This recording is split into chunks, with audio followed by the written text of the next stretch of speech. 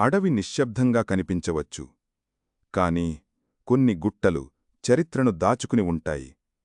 కొన్ని చెట్లు పోరాట కథలు చెబుతాయి.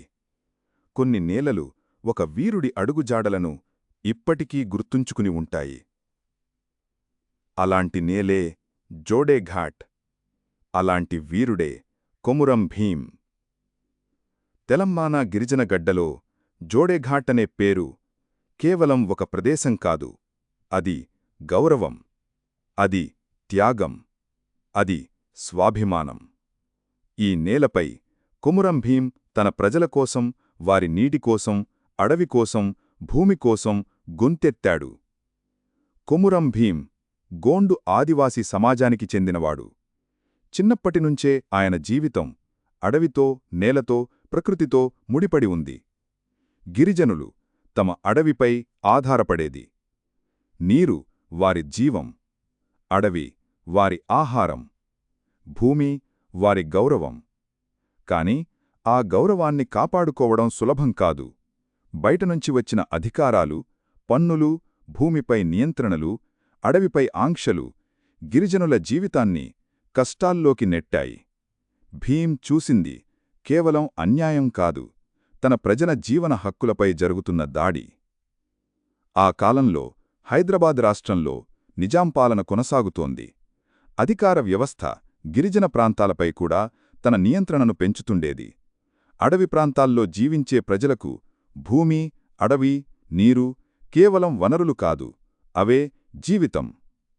కాని ఆ జీవితం మీద ఆంక్షలు పెరిగినప్పుడు భయం కంటే ప్రతిఘటన పెరిగింది. కొమురం భీం తన ప్రజలు ఎదుర్కొంటున్న బాధను తన బాధగా చూశాడు. అతని లోపల ఒక ప్రశ్న మండింది: మన నేలపై మనకే హక్కు లేదా? ఇలా కొమురం భీం ఒక వ్యక్తి నుంచి ఒక ఉద్యమ స్వరంగా మారాడు. ఆయన నినాదం 3 పదాల్లో ఒక సమాజం జీవితాన్ని చెప్పింది: జల్, జంగల్, జమీన్. నీరు, అడవి, భూమి. ఈ నినాదం కేవలం రాజకీయ మాట కాదు, అది ఆదివాసీ జీవనతత్వం. నీరు లేక జీవం లేదు, అడవి లేక ఆహారం లేదు, భూమి లేక గౌరవం లేదు. కొమురం భీం ఈ హక్కుల కోసం తన ప్రజలను చైతన్యపరిచాడు. చరిత్ర చెబుతుంది కొమురం భీం చివరి ఘట్టం జోడేఘాట్ నేలతో ముడిపడి ఉంది. ఆయన నైజాం అధికారులతో జరిగిన పోరాటంలో మరణించాడని పేర్కొనబడింది. కాని వీరుడి మరణం అతని ఆలోచనను ఆపలేదు. అతని శరీరం నేలలో కలిసిపోయినా అతని నినాదం అడవుల్లో మోగుతూనే ఉంది. జల్, జంగల్, జమీన్. ఈ 3 పదాలు ఒక తరం బాధను, మరో తరం ధైర్యాన్ని, ఎన్నో తరాల హక్కుల పోరాటాన్ని గుర్తుచేస్తాయి. కొమురం భీం కథలో అత్యంత ముఖ్యమైన విషయం ఆయన పోరాటం వెనుక ఉన్న కారణం. ఇది ఒక్క వ్యక్తి కోపం కాదు, ఇదొక సమాజం అనుభవించిన బాధ. అడవిలో పుట్టి అడవితోనే జీవించిన ప్రజలకు బయటివారు వచ్చి అదే అడవిపై నియమాలు పెట్టడం ఒక పెద్ద దెబ్బ. గిరిజనుల జీవితం సాదాసీదాగా కనిపించినా అందులో ప్రకృతితో ఉన్న బంధం చాలా లోతైనది. పండుగలు, పాటలు, ఆచారాలు, వ్యవసాయం, వేట, నీటి వనరులు, అడవి ఫలాలు ఇవన్నీ వారి సంస్కృతిలో భాగం. ఆ బంధాన్ని ఎవరు తెంచినా అది కేవలం ఆర్థిక నష్టం కాదు, అది జీవన విధానంపై దాడి.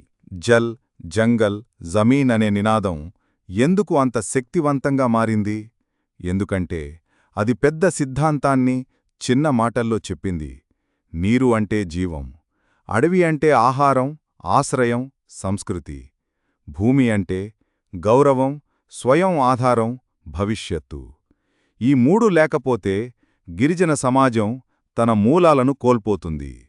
అందుకే భీం పోరాటం కేవలం భూమి కోసం కాదు, అది స్వాభిమానం కోసం, అది జీవన హక్కు కోసం, అది మా జీవితం మీద నిర్ణయం మేమే తీసుకుంటాం అనే ధైర్యమైన ప్రకటన. అడవిలో జరిగిన గెరిల్లా పోరాటం కూడా ఈ ఆలోచనల నుంచే పుట్టింది. పెద్ద సైన్యం లేకపోయినా అడవి పరిచయం వారికి బలం, గుట్టలు వారికి రక్షణ. రాత్రి ప్రయాణాలు, రహస్య సమావేశాలు, సమిష్టి నిర్ణయాలు ఇవన్నీ ఆ పోరాటాన్ని ముందుకు నడిపించాయి. కొమురం భీం ప్రజలకు చెప్పిన సందేశం స్పష్టంగా ఉంది: హక్కుల కోసం ఐక్యంగా నిలబడితేనే మార్పు వస్తుంది. భయం మనల్ని వెనక్కి లాగుతుంది, కాని ఐక్యత మనల్ని ముందుకు నడిపిస్తుంది. జోడేఘాట్ చివరి ఘట్టం మనసును కదిలిస్తుంది.